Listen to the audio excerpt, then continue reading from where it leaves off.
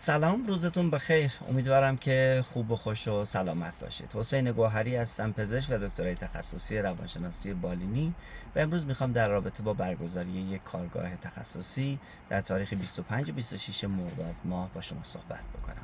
قرار هست که کارگاهی رو برگزار بکنم با عنوان اختلالات خلقی.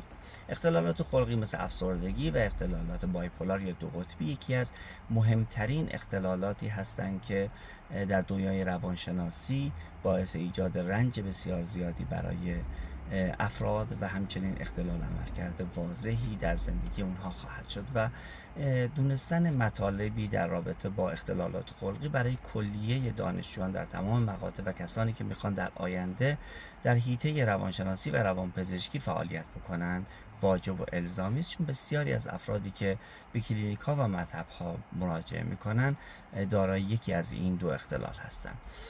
امیدوارم که کارگاه خوبی رو داشته باشیم و بتونیم مطالب مهمی رو در رابطه با تاریخچه، چگونگی تشخیص و حتی در رابطه با درمان اختلالات خلقی با هم بحث و گفتگو بکنیم.